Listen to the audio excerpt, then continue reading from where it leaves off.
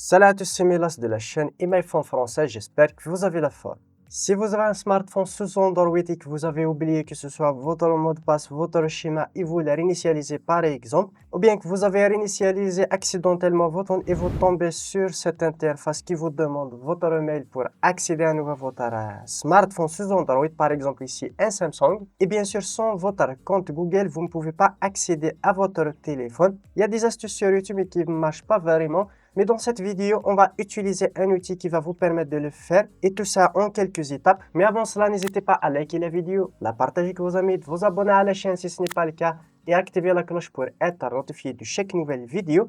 Et sur ce, on passe directement au vif du sujet et je vais vous présenter tout simplement le logiciel. Et pour ce faire, on va utiliser un outil professionnel qui va nous permettre de supprimer le verrouillage d'un compte Google FRP, qui va supprimer complètement le verrouillage compte Google FRP, que ce soit sur Samsung, sur des smartphones Xiaomi, Redmi, OnePlus, ainsi de suite. C'est un contournement, bien un bypass FRP. Et on va utiliser le logiciel MyPhone Lockkeeper pour Android. C'est un logiciel simple et intuitif qui va vous permettre que ce soit de supprimer le verrouillage comme ici le compte FRP de Google, ou bien supprimer le verrouillage écran de schéma, le code A4 chiffres, A6 chiffres, l'empreinte digitale, ou bien tout simplement le mot de passe numérique, ainsi de suite. Je vous mets un lien directement dans la description si vous voulez en savoir plus, télécharger le logiciel et voir les tarifs. Et sur ce, on passe directement à l'utilisation et l'interface du logiciel. Voici l'interface logicielle MyPhone Lockkeeper dédiée complètement au smartphone sous Android, que ce soit les Samsung, Xiaomi, Redmi, OnePlus, ainsi de suite. Comme tu peux le voir, on a deux options principales. Vous avez la première option, supprimer le verrouillage de l'écran, que ce soit déverrouiller l'écran de votre téléphone sous Android, y compris le code PIN,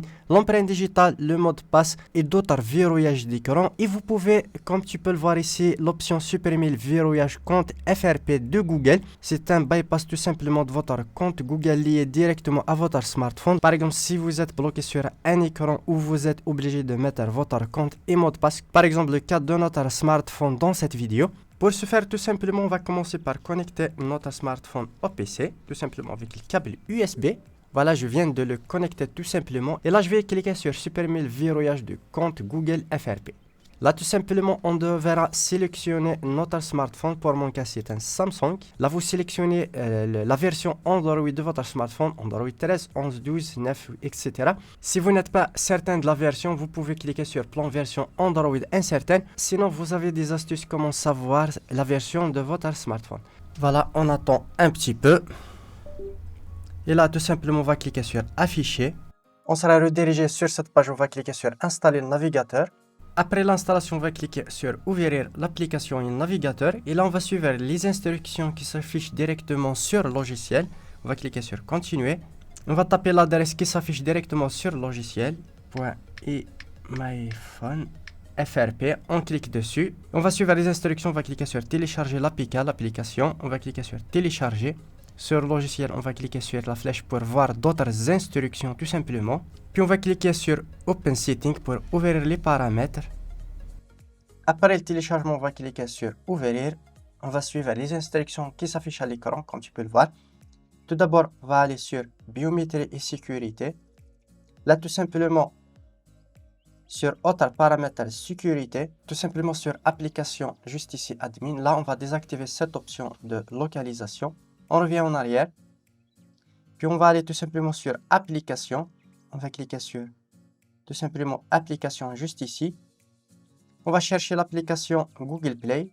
On va chercher l'application Google Play juste ici. On va désactiver tout simplement l'application. Que ce soit Google Play ou bien Google Play Store, c'est la même chose. Tout dépend bien sûr comment c'est mentionné sur votre smartphone. Voilà, tout simplement. Puis on va aller directement sur compte et sauvegarde juste ici, sur gestion de compte. Là, on va cliquer sur ajouter un compte Google. On va suivre les étapes directement sur le logiciel, comme tu peux le voir. Là, vous vous connectez avec un nouveau compte Google tout simplement. On va créer un nouveau. Je vais connecter un nouveau directement que je viens de créer. Je vais cliquer sur suivant. Je vais mettre le mot de passe. Puis on va revenir tout simplement à la première option sur biométrie. Et tout simplement, on va revenir à la première option qu'on a désactivée, données biométriques et sécurité, autres paramètres sécurité. Et là, on va activer tout simplement la localisation activée. On revient en arrière. On va revenir sur l'application Google Play pour l'activer aussi. On va chercher l'application Google Play Store. Là, tout simplement, on va activer l'application. Et là, on va redémarrer tout simplement notre smartphone. Et là, c'est terminé. On va redémarrer tout simplement le smartphone.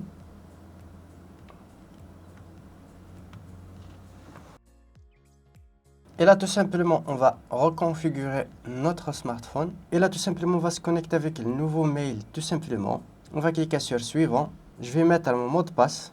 Et là, tout simplement, on va cliquer sur Ignorer ou bien directement sur Suivant. On va cliquer sur Ignorer. Ignorer, tout simplement.